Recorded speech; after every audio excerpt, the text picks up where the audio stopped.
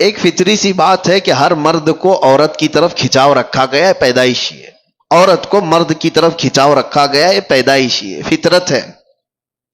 سب انسانوں میں یہ چیز موجود ہے. لیکن اس فطرت سے بھی بڑھ کر کے آدمی کب آتا ہے؟ اپنی ماں سے اگر کوئی بدکاری کر لے، بہن سے کر لے، بیٹی سے کر لے، تو یہ فطرت سے بھی بڑھ کر کے آدمی نے کر لیا، انسانیت بھی بھلا دیا. یہ کب ہوتا ہے؟ جب زنا کو آدمی ہلکے میں محسوس کرنے لگ جائے کہ یہ کوئی چیز ہی نہیں ہے، کامن ہے، تو پھر اس کے سامنے ماں، بیٹی، بہن بھی کوئی چیز ہی نہیں رہتی. سب چیزیں کامن ہو جاتی ہیں، نارمل ہو جاتی ہیں. یہاں پر آ کر روک کہاں لگانی چاہیے؟ اپنی آنکھوں کی حفاظت کرو. تمہاری آنکھیں جتنی آوارہ ہوں گی اتنا تمہارا جسم بدماش ہوتا چلا جائے گا. ساری بے حیائی، سب کچھ یہ آنکھوں سے شروعات ہوتی ہے. اسی لیے قرآن پاک نے مومنوں کو سب سے پہلے کس چیز پر روکا؟ رب تعالیٰ فرماتا ہے وَقُلْ لِلْمُؤْمِنِينَ يَغُضُّوا مِنْ أَبْصَارِهِمْ. اے محبوب، اے میرے رسول، ایمان والوں سے کہیں کہ وہ اپنی نظریں نیچی رکھیں. وَقُلْ لِلْمُؤْمِنَاتِ يَغْضُضْنَ مِنْ أَبْصَارِهِنَّ. اور عورتوں کو تھوڑا سا زیادہ حکم دیا گیا ہے. مردوں کو اپنی نظریں نیچی رکھنے کا، اور عورتوں کو تھوڑا اور زیادہ حکم کیا ہے؟ اے رسول، اے محبوب، آپ عورتوں سے، ایمان والی عورتوں سے کہیں کہ وہ اپنی نظریں نیچی رکھیں. دوسرا آگے کا حکم کیا ہے؟ وَلَا يُبْدِينَ زِينَتَهُنَّ. اپنی زینت کو دوسروں کے سامنے ظاہر نہ کریں. جانتے ہیں آپ، عورت کو نرم لہجے میں بات کرنا بھی جائز نہیں. آپ سوچ رہے ہوں گے تعجب ہے یہ، اسلام تو سکھاتا ہے نرم لہجے میں بات کرنا. یہ اخلاق میں سے ہے کہ نہیں؟ اچھے نرم لہجے میں بات کرو کسی سے. لیکن عورت کو کہا گیا ہے نرم لہجے میں بات کرنا. وہاں تو شیطان آ جائے گا. مرد تو چاہتا ہی ہے کہ اس کی نرم گفتگو سنے.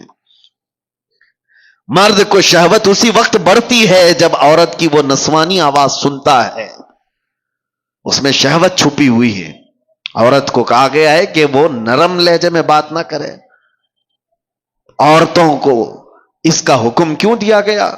ہاں، کسی بھی اجنبی مرد سے عورت کو بات کرنے کی نوبت آ گئی تو وہ کڑک لہجے میں بات کرے، سخت لہجے میں ہی بات کرے، تاکہ وہ مرد تمہاری طرف یہ نہ سمجھے کہ یہ اشارے دے رہی ہے.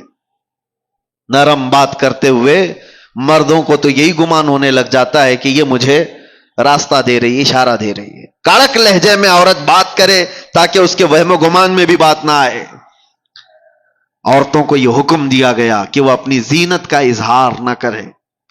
زینت کا اظہار کس کو کہتے ہیں؟ یہ تو آج بولنا ہی مشکل ہو گیا ہے. اللہ کے نبی صلی اللہ تعالی علیہ وسلم نے ارشاد فرمایا اپنے صحابہ سے کہ ایک وقت ایسا آئے گا تم دیکھو گے عورتیں کپڑا پہن کر کے بھی ننگی ہوا کریں گی. حضور پاک صلی اللہ علیہ وسلم نے فرمایا ان پر اللہ کی لعنت اور سارے فرشتوں کی لعنت. میرے آقا فرماتے ہیں وہ کون سی عورتیں ہیں؟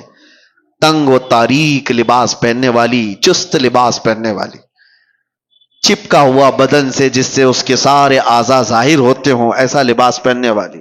ان کے تو برقعے ہی کیسے ہو گئے؟ اب وہ تو زینت کے لیے ہو گئے. پہلے تو سنا جاتا تھا کہ نقاب جو ہوتا ہے، وہ حجاب جو ہوتا ہے عورت کو چھپانے کے لیے ہوتا ہے. اب تو حجاب اور نقاب ساری چیزیں دکھانے کے لیے ہوتی ہیں. اس میں بھی زینت کا اظہار ہے.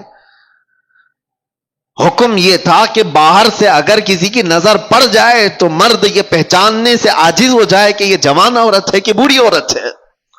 اسے یہ پہچاننے کی تمیز بھی نہ رہے. اس طرح سے وہ عورت کو حجاب کا حکم تھا. لیکن عورتیں آج کپڑا پہن کے بھی ننگی ہیں. یہ زنا کے عام ہونے کے اسباب ہیں. جب اس طرح کی حرکتیں ہوں گی تو گھر محفوظ نہیں رہیں گے، کسی کے گھر محفوظ نہیں رہیں گے. نوجوانوں سے ہم تاکید تو کر سکتے ہیں کہ بیٹا آپ اپنی نظریں نیچی رکھو، اپنی حیا کا قتل مت کرو. ہم آپ سے یہ کہہ تو سکتے ہیں کہ آپ اپنے آپ کو کنٹرول میں رکھو. لیکن ان عورتوں کا کیا جو خود ہی ننگی باہر آ جائے؟ ایک نوجوان کہاں تک اپنے آپ کو سنبھالے گا، کہاں تک برداشت کرے گا؟ کیا اس میں ان عورتوں نے بڑا کردار نہیں ادا کیا ہے کہ بے حیائی کو پھیلانے میں، بچوں کے اخلاق کو بگاڑنے میں ان عورتوں کا کردار نہیں ہے؟ بہت بڑا کردار ہے۔ ہم دنیا بھر کی عورتوں کو کچھ کہنے جائیں تو ہمیں اب ٹون مارا جائے گا کہ عورتوں کے حقوق کا قاتل ہے، یہ عورتوں کی آزادی کے خلاف ہے یہ مولانا لوگ۔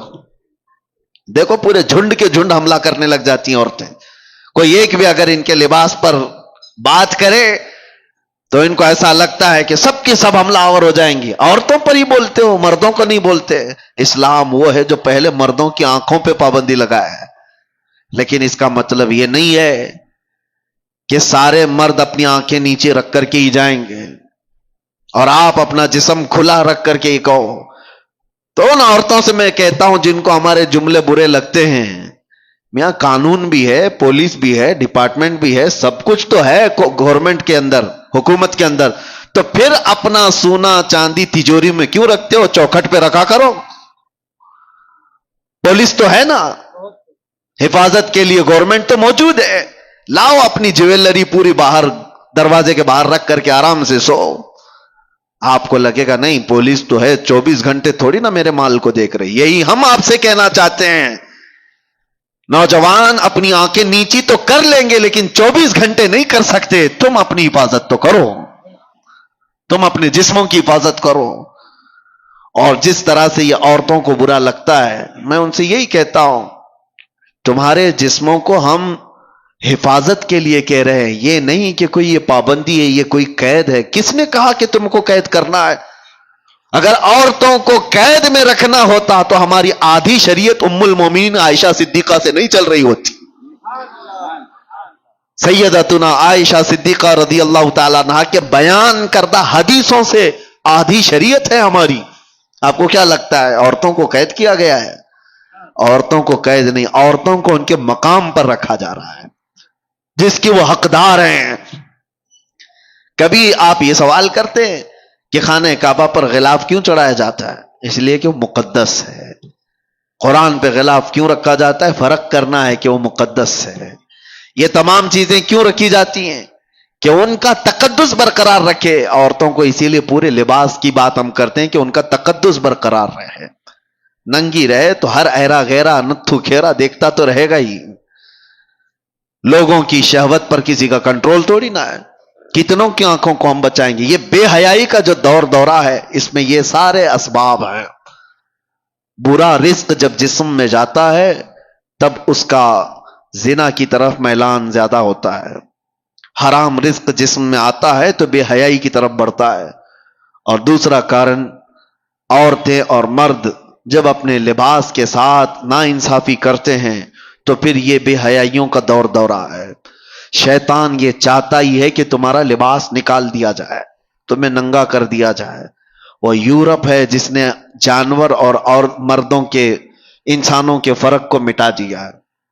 میں اکثر ایک جملہ جو کہتا ہوں، ننگا رہنا اگر فیشن ہے تو بھینس زیادہ فیشنیبل ہے، جانور زیادہ فیشنیبل ہے، وہ تو کچھ بھی نہیں پہنتے۔ ننگا رہنا کوئی فیشن ہے؟ انسانیت کیا ہے؟ ہم کوئی جنگلی زندگی گزار رہے ہیں؟ کیا ہمیں کپڑے میسر نہیں ہیں؟ اس کو یہ شیطانی تمام جماعتوں نے مل کر کے شہوتوں کو عام کرنے کے لیے ننگا کیا ہے، ورنہ کپڑوں کی دشمنی کس کی ہے؟ ارے بڑے بڑے برانڈ کے کپڑے تو تم ہی لوگ بناتے ہو اور پھر ننگا بھی رکھنا چاہتے ہو۔ کمپنیاں بند کر دو، کپڑے ہی مت بناؤ۔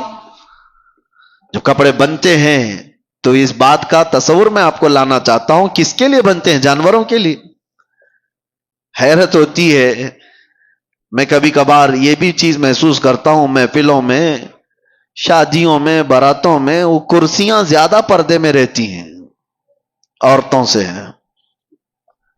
اور کرسیوں کو شامیانے والے موجود ہیں، اوپر سے نیچے تک چھپائے ہوتے ہیں، پتہ بھی نہیں چلتا اندر لال کرسی ہے کہ پیلی کرسی ہے، کپڑا اڑا دیا ہے۔ بے جان کرسی کو اتنا پردے میں رکھا ہے اور جان والی عورت کو پوری طرح سے زینت بنا کر لوگوں کے سامنے رکھا ہے۔ ان خواتین سے میں کہتا ہوں تمہیں آج کوئی روکنے والا نہیں ہے، کوئی قانون ایسا نہیں ہے کہ تمہیں پابند کرایا جائے۔ صرف ایک قانون ہے، وہ اللہ رب العزت کا خوف۔ تمہیں قیامت کے دن اٹھایا جائے گا. میرے آقا صلی اللہ تعالی علیہ وسلم نے فرمایا معراج کی شب میں نے جہنم میں اکثر عورتوں کو دیکھا ہے. ان کے عذابات کا بھی ذکر فرمایا. ان میں سے ایک عذاب کا ذکر میرے آقا نے فرمایا کہ عورتوں کو بالوں سے باندھ کر کے سزا دی جا رہی تھی اور ان کے بالوں میں پیپ اور خون بھرا ہوا تھا اور فرشتے ان کو دردناک اذیتیں دے رہے تھے، عذاب میں مبتلا کر رکھے ہوئے تھے. پوچھا گیا کون سی عورتیں؟ کہا گیا کہ یہ اپنی زینت کا اظہار عوام کے سامنے کرتی تھی، یہ بے حیا باہر آیا کرتی تھی. تمہیں اسلام نے جو عزت و وقار دیا ہے اس عزت و وقار کے ساتھ رہو، ورنہ معاشرہ بہت خراب ہوتا جا رہا ہے. اب یہاں مردوں کی ذمہ داری ہے، اپنی بیٹیوں کو پردہ سکھاؤ. ننگی لا کر کے بازاروں میں گھمانے کو پوش نہیں کہا جاتا. بے حیا آدمی ہے وہ جو اپنی بیٹیوں اور اپنی عورتوں اور اپنی بہنوں کے پردے کے سلسلے میں آزاد خیالی کا اظہار کرتا ہے. نہیں، ہمارے ہاں تو یہ سب نہیں چلتا ہے، نہیں چلتا ہے. میرے آقا صلی اللہ علیہ وسلم نے فرمایا دیوس جہنمی ہے، دیوس جہنمی ہے، دیوس جہنمی ہے. صحابہ نے پوچھا یا رسول اللہ وہ کون ہے دیوس؟ حضور پاک فرماتے وہ شخص دیوس ہے جس کی عورت بے پردہ باہر نکلتی ہے، وہ مرد بھی جہنم میں جائے گا. مرد کے بارے میں، عورت کے بارے میں اور مرد کے بارے میں. اور ایک بات میں آپ کو بتاؤں، مرد اپنی غیرت اور اپنی مردانگی کیسے اس کی پہچانی جاتی ہے؟ عرب والوں سے آج بھی پوچھو، عرب میں آج بھی جا کر کے پوچھو، آج بھی ان کے حالات اگرچہ بگڑے ہوئے ہوں لیکن سگی بھابھی کو بھی کوئی دیور نہیں دیکھ سکتا. وہاں کئی ایسے میں گھر جانتا ہوں، کیونکہ ان کی غیرت ہے، اس کو مردانگی سمجھتے ہیں اپنی عورت کی حفاظت کرنا. یہ بے غیرت بے حیا لوگ ہیں جو اپنی عورتوں کا اظہار کرنے کے لیے باہر لے آتے ہیں. شک ہوتا ہے تم پورے ہو بھی کہ نہیں ہو.